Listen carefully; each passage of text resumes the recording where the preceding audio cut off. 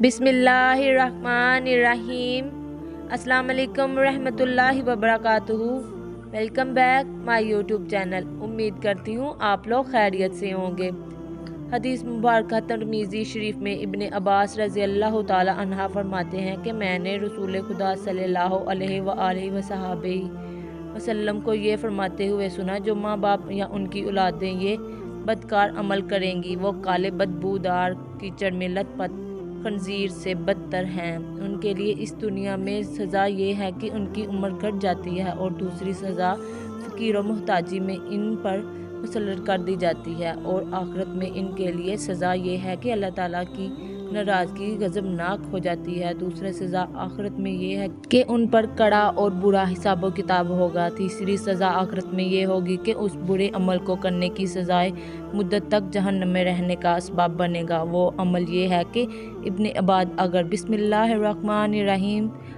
हज़रत अनस बिन मालिक रज़ी अल्लाह ताला अन्हा से रवायत है कि रसूलुल्लाह सल्लल्लाहु अलैहि वसल्लम ने फरमाया, जब अल्लाह ताला ने ज़मीन को पैदा फरमाया तो वो कांपने लगी, तो रब ताला ने पहाड़ों को पैदा फरमाया कि उन्हें ज़मीन में गाड़ दे जाए, तो ज़मीन साकिन हो गई, यानी कांपना बंद हो गई। ये कुदरत इलाही देखकर फरिश्तों को पहाड़ों की ताकत पर तवज्जो हुआ और उन्होंने अर्ज़ की, ए रब कायनात, क्या तूने पहाड़ों से ज़्यादा ताकतवर कोई चीज़ पैदा फरमाई है? रब ताला ने फरमाया, हाँ, मैंने लोहे को पहाड़ पर सबकत दी है। फिर फरिश्तों ने अर्ज़ की, क्या लोहे से ताकत कोई चीज़ भी पैदा फरमाई है? अल्लाह ताला ने फरमाया, हाँ, वो आग है।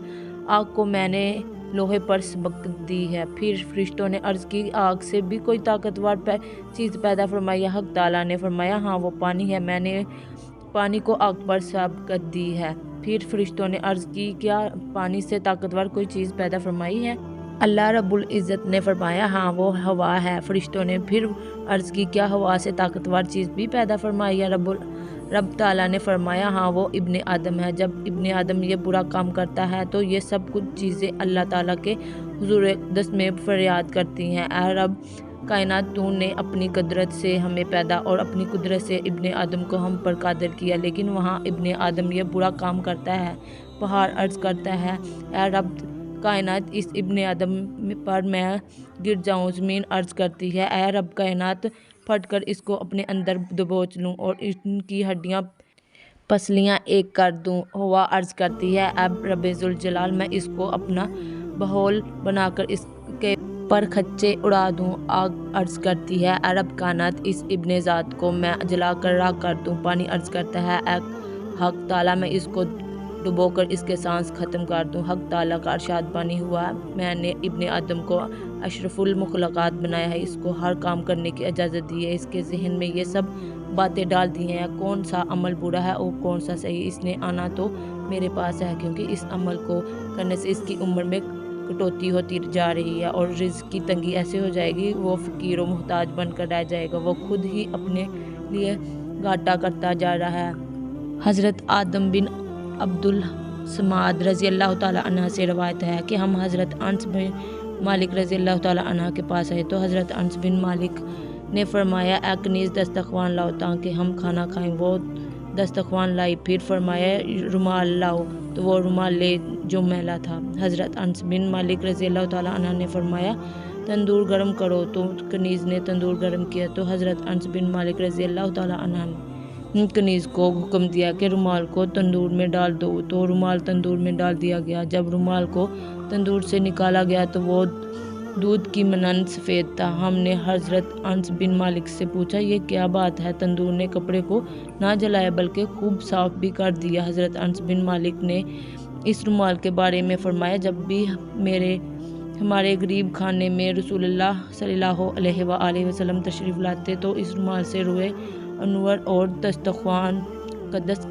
खुश्क फरमाया करते थे। तो जब यह रुमाल मैला हुआ जाता तो हम ऐसा ही करते, क्योंकि आग इस चीज़ को नुकसान नहीं पहुंचा सकती जिस चीज़ को हुज़ूर अक़दस सल्लल्लाहु अलैहि वसल्लम के जिस्म मुबारक से चट हो जाती है, उसे आग नहीं लग सकती। اے میرے دوستو ذرا سوچئے، جس کپڑے کے ساتھ سرکار دو عالم صلی اللہ علیہ وسلم کا دست مبارک لگ جائے اسے آگ بھی نہ جلا سکی۔ اے میرے دوستو ذرا سوچ کر دیکھیں، ہم اس پاک نبی کریم صلی اللہ علیہ وسلم کا کلمہ پڑھتے ہیں۔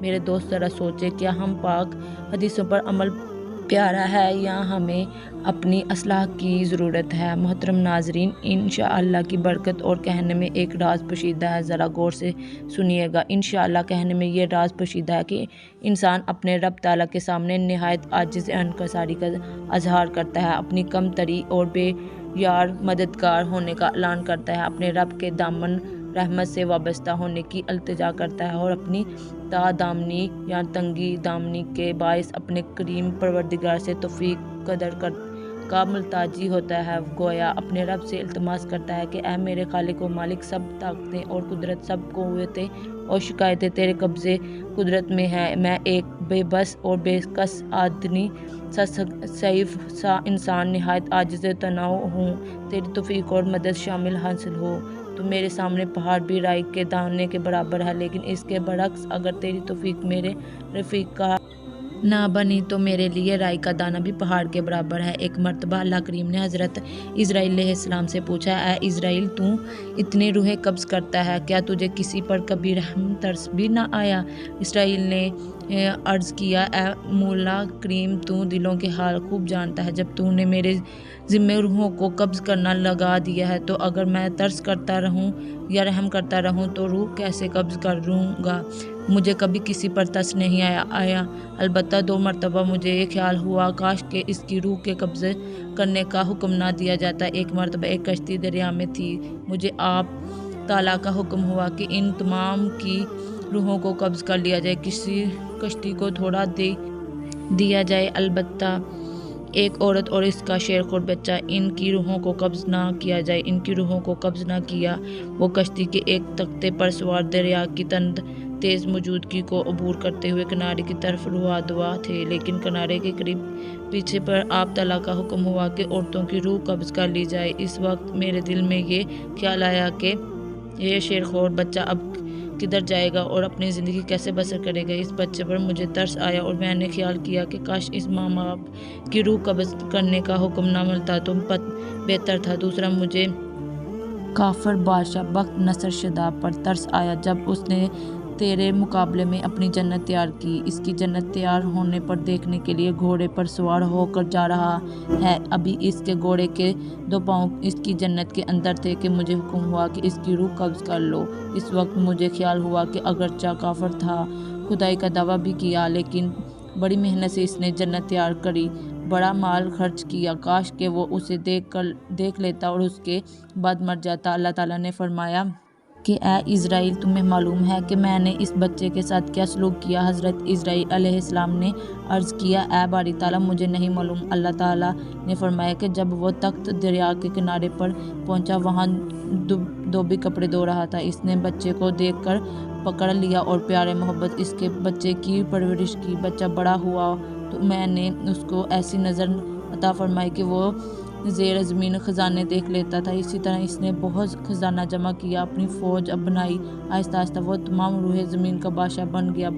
پھر اس نے خدائی کا دعویٰ کر دیا اور میرے مقابلے جنت و دوزخ بنانے کا کام شروع کر دیا۔ جب وہ اپنی خود ساخت جنت تیار کر کے دیکھنے کے لیے گیا تو میں نے اس کی روح قبض کرنے کا حکم دیا۔ اے اسرائیل، یہ وہی بچہ تھا جو کم پرسی کی حالت میں تھا، تمہیں اس پر رحم آیا تھا، لیکن میرے محربین سے وہ عظیم بادشاہ بن کر میرے مقابلے خدا بن بیٹھا، میں نے اس کے غرور و تکبر کو توڑ دیا۔ اللہ تعالیٰ نے اس کا کلمہ کو سن کر حضرت اسرائیل علیہ السلام نے عرض کی، اے رب کریم، جن حکومتوں کو تو نے جانتا ہے وہ میں نہیں جانتا۔ حضرت سیدنا فاروق اعظم رضی اللہ تعالیٰ عنہ رات کے وقت میدان کے کسی محلے میں رہنے والی ایک نابینا بوڑھی عورت کے گھریلو کاج کر دیا کرتے تھے۔ آپ اس کے لیے پانی بھر کر لاتے اور اسے گھر کے تمام کام سر انجام دیتے۔ حضرت بھی معلوم ایک مرتبہ بڑھیا کے گھر آئے تو یہ دیکھ کر حیران رہ گئے کہ سارے کام ان سے پہلے ہی ہو کر گئے ہیں۔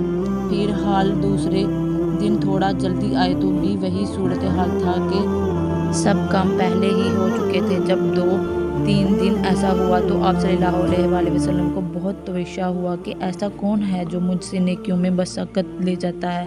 एक दिन आप दिन ही में आकर कहीं छुप गए। जब रात हुई तो देखा कि खलीफ वक्त जानशी रसूल हज़रत सैयदना सिद्दीक़ा अकबर रज़ियल्लाहु तआला अन्हा तशरीफ़ लाए और इस नबीना बुढ़िया के सारे काम कर दिए। आप रज़ियल्लाहु तआला अन्हा ने बड़े हैरान हुए कि खलीफा वक्त और नाबीन रसूल बनने के बावजूद ऐसी इनकसारी। ये मामला देखकर हज़रत उमर रज़ियल्लाहु तआला अन्हा ने इरशाद फरमाया कि सैयदना सिद्दीक़ अकबर रज़ियल्लाहु तआला अन्हा जो मुझसे नेकियों में सबकत ले जाते हैं। मोहतरम हज़रात, ज़रा गौर कीजिए, हज़रत सैयदना सिद्दीक़ अकबर खलीफा वक्त होने के बावजूद अल्लाह की इताअत करते, कामों पर तवज्जो फरमाते और सिला रहमी का काम करके अल्लाह से खुशियों हासिल हो। हदीस बारी में ये मराकज़ है कि एक यहूदी की लड़की जो बड़ी मालदार थी वो ब्याहेगी और बहुत सी औरतें इसकी शादी में बुलाएगी जो बड़े बेशकीमती कपड़े पहनकर आई। इन औरतों ने कहा कि हमारी दिली आर्ज़ू है कि किसी तरह मोहम्मद सल्लल्लाहु अलैहि वसल्लम की बेटी फ़ातिमा और उसके फ़कीर को भी देखें। चनाचा यहूदियों की लड़की ने हज़रत फ़ातिमा रज़ियल्लाहु तआला अन्हा को शादी में तशरीफ़ लाने की दरख्वास्त की। अब बीबी फ़ातिमा रज़ियल्लाहु तआला अन्हा ने इस तकरीब में शामिल होने का वादा भी कर लिया। अभी थोड़ी देर भी ना गुजरी थी कि जिब्राईल अलैहिस्सलाम जन्नत का एक जोड़ा लेकर हाज़िर हुए और हुज़ूर अक़दस रज़ियल्लाहु तआला अन्हा ने ये जन्नती जोड़ा हज़रत फ़ातिमा को पहनाने के लिए दिया। आप रज़ियल्लाहु तआला अन्हा ने वही जोड़ा पहना और यहूदी की लड़की की शादी में तशरीफ़ ले गए।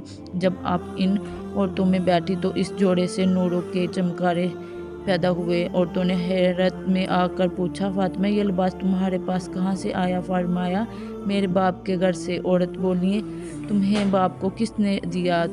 फरमाया, जिब्राईल। औरतों ने कहा, और जिब्राईल कहाँ से लाए? फरमाया, जन्नत से। हज़रत अब्दुल्ला बिन अब्बास रज़ियल्लाहु तआला अन्हु से रवायत है कि एक मरतबा रसूलुल्लाह सल्लल्लाहु अलैहि वसल्लम ने इरशाद फरमाया, जिसने अपने मुसलमान भाइयों को खाना खिलाया यहाँ तक कि वो सैर हो गया और पानी पिलाया यहाँ तक कि वो सैराब हो गया तो अल्लाह ताला खिलाने वाले को जहन्नम से 7 खंजों की मुसाफत दूर कर देंगे। हर 2 खंजों के दरमियान 500 साल की मुसाफत है। हज़रत अबू अमाम रज़ियल्लाहु तआला अन्हु से मारवी है कि रसूलुल्लाह खुदा सल्लल्लाहु अलैहि वसल्लम ने फरमाया, औरतों से बदकारी से बचो, ये बदकारी तुम्हारी उम्र घटा देती है, तुम्हारे फ़कीर और मोहताज बना देती है और आखिरत में तुम्हें जहन्नम में डलवा देती हैं। आप सल्लल्लाहु अलैहि वसल्लम ने यह भी फरमाया कि औरतों के साथ तन्हाई अख्तियार करने से बचो। इस ज़ात की कसम जिसने कब्ज़ाए कुदरत मेरी जान है, जो शख्स किसी नामुहर्रम औरत के साथ तन्हाई अख्तियार करता है तो उनके दरमियान शैतान होता है। और किसी शख्स का काले और स्याह बदबूदार कीचड़ में लथपथ खंजीर को छूना इसके लिए इससे बेहतर है कि उसके कंधे ऐसी औरत के कंधों के साथ में मिस हों कि उसके लिए हलाल नहीं। ए इब्ने आदम, तुझे ज़रा शर्म भी ना आई? किसी गैर औरत को छूने से पहले तूने इतना कुछ तक ना सोचा? तुम्हारे ऊपर खुदा करीम ने यह हुक्म इरशाद फरमाया हुआ है कि इस बदकार अमल को करने से तुम्हारी इज़्ज़तें यानी माँ बहन बेटियाँ महफूज नहीं रहेंगी। ऐ ज़ालिम, तूने खुद बड़े नुकसान वाला अमल किया है और तूने ये भी ना सोचा कि हमारे नबी करीम हज़रत मोहम्मद सल्लल्लाहु अलैहि वसल्लम की हदीस मुबारक की तनकीज़ की, यानी इस मुबारक हदीस के बरक्स तूने गैर मुहर्रम औरत को ज़ेबतन कपड़े न होने से देखा। तुम्हारी आंखें क्या गवाही देंगी अल्लाह ताला की अदालत में कि मैंने तेरे हुक्म और तेरे रसूल के हुक्म से इज्तिबा किया। ऐ इब्ने आदम, तूने अपना घाटा किया। मालूम हुआ कि हम मर्द औरतें तन्हा होती हैं, वहाँ शैतान भी होता है और ये तो ज़ाहिर है कि शैतान का काम गुनाह की दावत देना है। लिहाजा हम पर लाजिम है कि इससे खुद को बचाएं, बल्कि अपनी औलादों पर भी नज़र रखें, इनकी भी इस्लाह की कोशिश करें ताकि वो इस बदकार के अमल को करना नाजायज़ समझें। अगर आप लोगों को मेरी वीडियो पसंद आई तो लाइक, शेयर, सब्सक्राइब करना मत भूलें।